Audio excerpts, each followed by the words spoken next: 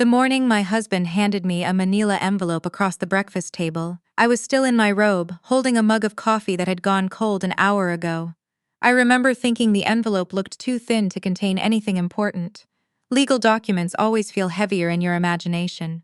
"I've been talking to a lawyer," he said. He didn't look up from his phone. "My name is Fiona, and I was 31 years old, as a licensed occupational therapist working out of a clinic in Oakville, Ontario, when my marriage of 7 years ended over a bowl of oatmeal I hadn't touched. I'd met my husband. I'll call him my husband for now, because that's what he was, even if what he did wasn't, at a fundraiser for sick kids back when we were both 23. He was charming in the way that men who've been told they're charming their whole lives can be. He sold commercial real estate. He was good at it. I was proud of him for a long time. We moved from a condo in Mississauga to a detached house in Oakville within 3 years of getting married. His income carried us there. Mine went toward renovations, groceries, the fertility treatments we'd been quietly doing for 4 years without telling anyone. Not my mother, not my friends, not even my sister. 4 years of injections, 4 years of appointments I rescheduled clients around, 4 years of charting cycles and eating pomegranate and taking prenatal vitamins I kept in a drawer at work so he wouldn't see them on the bathroom counter and feel pressured. That morning, with the envelope on the table between us, I asked him if there was someone else. He said, "That's not really the point, Fiona." It was a yes. I found out later that her name was Kayla. She was 26 and worked in his office. She'd been coming to our house for dinner as part of his team. I'd made her chicken piccata. I'd asked her if she wanted to take the leftovers home. I don't think about that too much anymore. The envelope contained a separation agreement, not divorce papers, because in Canada you have to be separated for at least a year before you can divorce, which is something I had to explain to my mother 3 times when I finally told her. She kept asking why I wasn't divorced yet. I had to keep saying, "That's not how it works here, Mum." My husband, I'm going to start calling him by his name, which was Neil. Neil had apparently consulted a lawyer without telling me, had the agreement drafted, and expected me to sign it within the week. The agreement proposed that he keep the house, that I receive a lump sum of $60,000, and that we split the investment accounts evenly. I'm a licensed occupational therapist. I'm not a family lawyer. But I knew $60,000 for 7 years and 4 rounds of IVF was not equitable division under the Family Law Act. I signed nothing. I called my friend Becca that night. She'd gone through a separation 2 years before, and she gave me the name of a lawyer in Burlington named Sandra. I'll be honest, I almost didn't call Sandra because I was scared of what the process would look like. I was scared of fighting. I was scared of how long it would take and how much it would cost, and whether I would come out the other side of it recognizable to myself. But I called her. That call changed everything. Sandra told me something I've thought about almost every day since. The agreement he gave you is designed to look fair. It's not. And the fact that he had it ready before he told you means he had time planned to plan. You didn't. That imbalance doesn't have to stay. I moved into my sister's spare room in Hamilton 3 weeks later. I brought my clothes, my clinical files, my laptop, my grandmother's ring, and a cast iron pan I'd bought before Neil and I even met. He could have the KitchenAid. He could have the couch we'd argued about in the showroom for 45 minutes. He could have the whole house. I needed to be somewhere that didn't feel like evidence. My sister's name is Bernadette, Bernie, and she is 4 years older than me and has never once in her life offered me a softer version of the truth. The night I arrived at her door with 2 duffel bags and a cast iron pan, she poured me a glass of Riesling, sat across the kitchen table from me and said, "You're going to be fine. Not tonight, but eventually." I believed her. I don't know why exactly. Maybe because she's never told me I was going to be fine when she didn't mean it. Her neighbor had lived in the house to the left of hers for 2 years before I ever actually spoke to him. I'd seen him, tall, early 40s, dark gray at his temples, the kind of man who shovels his driveway at 6 in the morning without being asked. But we'd never exchanged more than a wave. His name was Thomas. Bernie mentioned him once in passing, about a week after I moved in. She said he'd moved back to Hamilton after some time out west, that he'd been with the RCMP for nearly 15 years, and that he was quiet in the way that people who've seen too much become quiet. He brought over a casserole when I had my knee surgery, she said, like that was a complete character summary. For Bernie, it kind of was. I didn't think much about Thomas. I had other things to think about. The separation process was, to use the technical term, a lot. Neil's lawyer sent revised proposals. Sandra responded. Neil's lawyer sent more. I went to 2 mediation sessions in a beige office building in Burlington, where Neil sat across from me and looked genuinely like he was bored, like this was an inconvenience between meetings. Like 4 years of infertility treatments and 7 years of marriage were items on a to-do list he was getting through. At the second session, his lawyer suggested I had disproportionately benefited from the increase in the property's value during our marriage because I hadn't been the one paying the mortgage. I stared at that man for so long that the mediator asked if I needed a moment. I needed a moment. What I did not say, in that beige room, I hadn't been paying the mortgage because I had directed 60% of my salary for 4 years to our shared fertility fund, which Neil had agreed to in writing, which Sandra had in her files, and which his lawyer clearly had not reviewed carefully enough. What Sandra said, very calmly, 3 minutes later. Actually, we have documentation showing my client's direct financial contribution to the couple's reproductive medicine costs over 48 months. Would you like us to enter that into the record? Neil's expression did not change, but his lawyers did. I've played that moment back a lot. I want to talk about what it feels like to be separated and 31 in Ontario, because I don't think anyone tells you. There's a specific grief in it that doesn't have a clean name. It's not quite like a death, and it's not quite like a breakup. It's longer, it's administrative. You're grieving someone who is still alive and still sending emails through their lawyer and still posting on Instagram. And yes, I looked once and yes, I regretted it, while also filing forms and attending appointments and trying to remember to eat lunch. I went to work every day. I treated patients. I wrote progress notes. I supervised a student in her final placement. I did all of it, and some days I did it well, and some days I did it in the parking lot first, sitting in my car for 7 minutes, breathing until my hands stopped trembling. The fertility grief was its own layer underneath all of it. Nobody talks about that either. The way infertility treatment plants something in you, this persistent belief that you are broken, that your body failed at its most basic task, that the grief of not having a child is somehow more shameful than other griefs, because at least with grief you had something to lose. With infertility, you're grieving something that never existed. I told Thomas about some of this eventually, not all of it, but some of it. It started because of his dog. He had a rescue mutt named Biscuit, a ridiculous name for a very serious animal, some mix of shepherd and something else, with a gray muzzle and a deep, ancient skepticism of squirrels. I started going for walks after work to manage the anxiety, and on the 3rd or 4th evening I passed Thomas in Bernie's driveway while Biscuit was doing something undignified to a garden ornament. Thomas apologized for the dog. I laughed for the first time in 3 weeks. After that we said hello. Then we stopped and talked for a few minutes. Then, one Tuesday in late November when the temperature had dropped to -8 and the sky was doing that particular Hamilton trick of being both dark and somehow brighter than it should be, he asked if I wanted a cup of coffee. I said yes. We sat in his kitchen, which was clean in a Spartan way that suggested he'd lived alone for a while. He had a proper French press and ground the beans himself, which I found both slightly pretentious and genuinely comforting. He asked me what I did for work. I asked him the same. He said he'd taken early retirement from the RCMP after an investigation he'd led had resulted in a wrongful custody arrangement, a child placed with an unsafe parent because some records had been lost and nobody had cross-referenced properly, and that he'd spent 18 months afterward trying to have it corrected, and that when it was finally corrected, he'd realized he didn't have anything left to give to that job. I couldn't trust the system to do the right thing without someone making it, he said, and I was tired of being that someone. He'd come back to Hamilton because his parents were aging. He was working as a private investigator now. Loosely, mostly taking family law referrals from a firm in downtown Hamilton. I asked him, without really planning to, "Can I ask you something professional?" He looked at me. Sure, if someone has reason to believe their spouse moved assets before initiating separation, how would a person document that? He set down his coffee. His expression didn't change, but something in it became more careful. "Tell me what you know," he said. "Here is what I knew." Neil's income as a commercial real estate agent was variable. Commissions, bonuses, some corporate deal structures I'd never fully understood. For the last 2 years of our marriage, he'd told me his income was flattening. The market was unpredictable.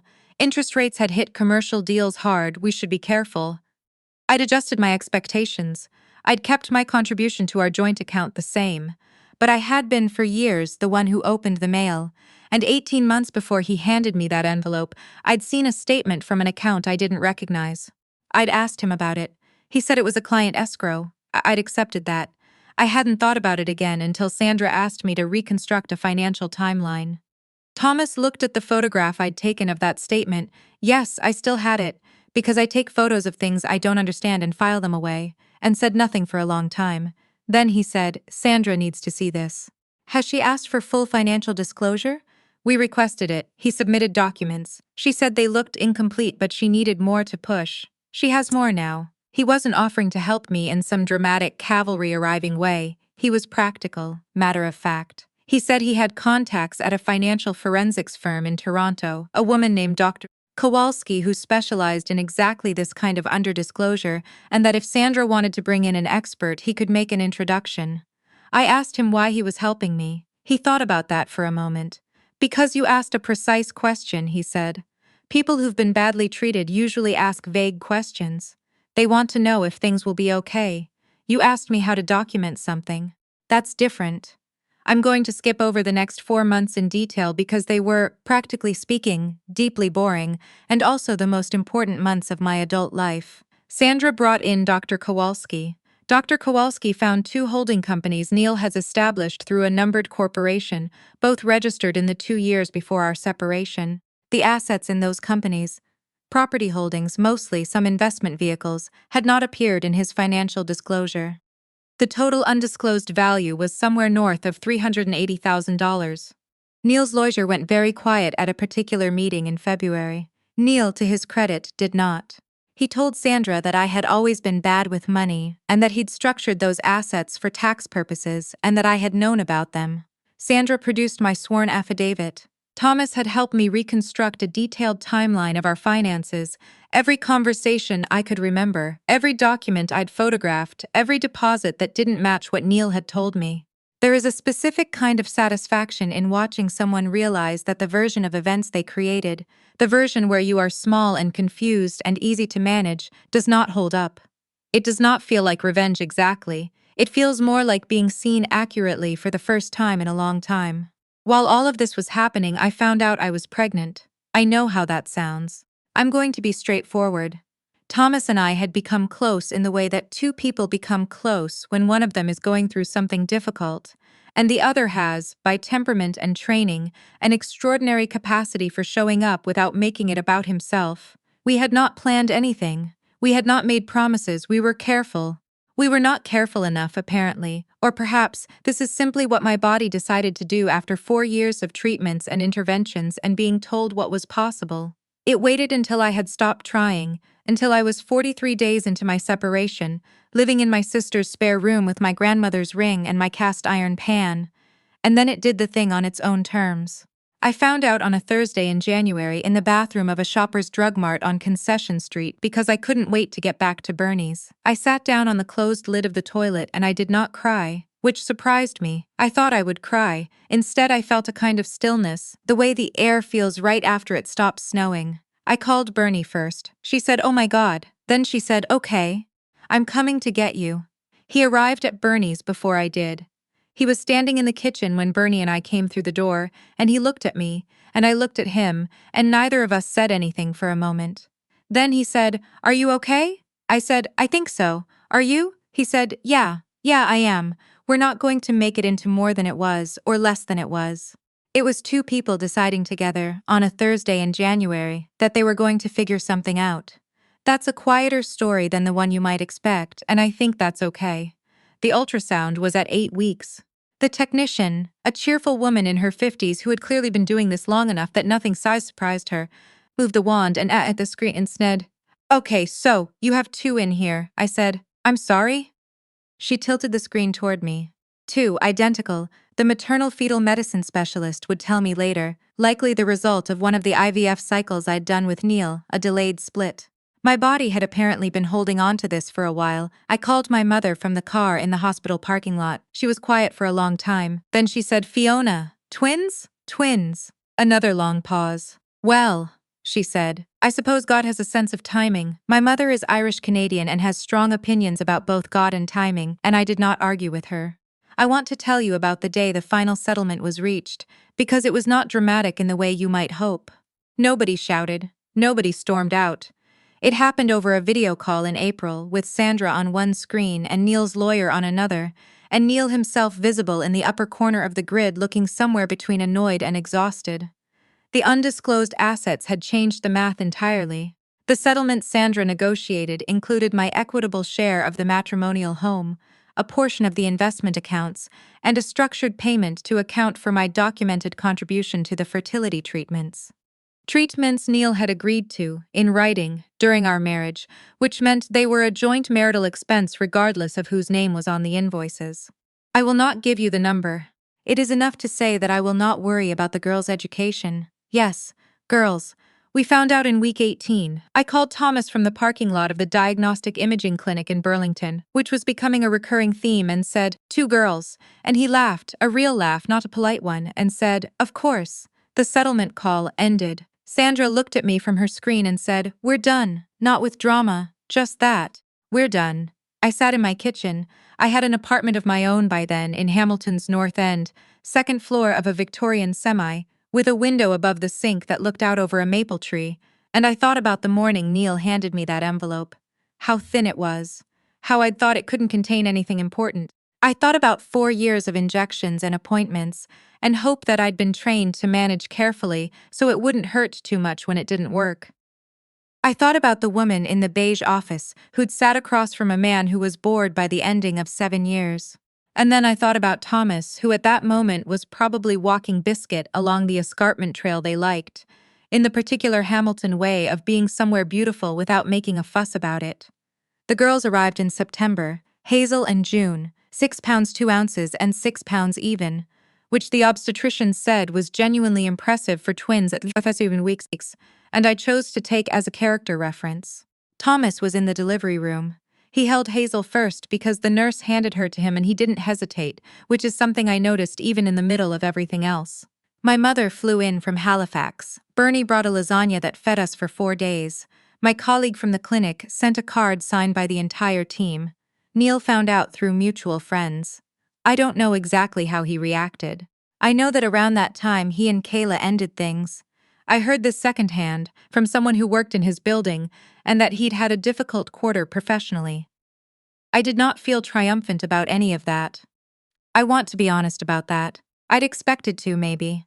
But what I actually felt, sitting in the rocking chair in the girls' room at 2 a.m. with one of them asleep on my chest, was something closer to indifference. He had made his choices. I had made mine. The accounting had come out differently than he'd planned. There is a thing that happens to women who go through infertility, and then go through betrayal, and then come out the other side of both. A thing I am still learning to describe accurately. You become very precise about what matters. Not in a cold way, in a clear way. Like when your vision corrects and you can finally read the sign at the end of the road. Thomas and I got married the following spring. Quietly, at the Hamilton courthouse, with Bernie and his younger brother as witnesses, and then dinner at a restaurant on James Street North, where they knew us because we'd been going there on Tuesday evenings for the better part of a year. Hazel and June slept through the whole thing in their carriers, which Thomas said was either a blessing or a commentary, and I said probably both. My mother did not entirely approve of the timeline. She came around. I went back to work when the girls were 6 months old, 3 days a week at first and then 4. I took on a student placement again. I started running the Hamilton Escarpment Trail in the mornings, which is something I had always meant to do and never had. I think sometimes about the woman I was in that kitchen in Oakville, in my robe, holding cold coffee, watching an envelope land on the table between us. She was so careful. She had learned to manage her hope so precisely, to keep it in small containers, to not let it take up too much room. I don't think she would recognize the life I have now, not immediately. But I think if I sat across from her and told her what was coming, not the hard parts, she already knew about hard parts, but the rest of it. The escarpment in October, Thomas laughing in the kitchen, Hazel's expression of deep philosophical concern every time she encounters a new texture, June's habit of falling asleep mid-bottle with one fist raised like she's made a point. I think she would believe me. That's the thing about hope when you stop managing it. It stops needing to be managed.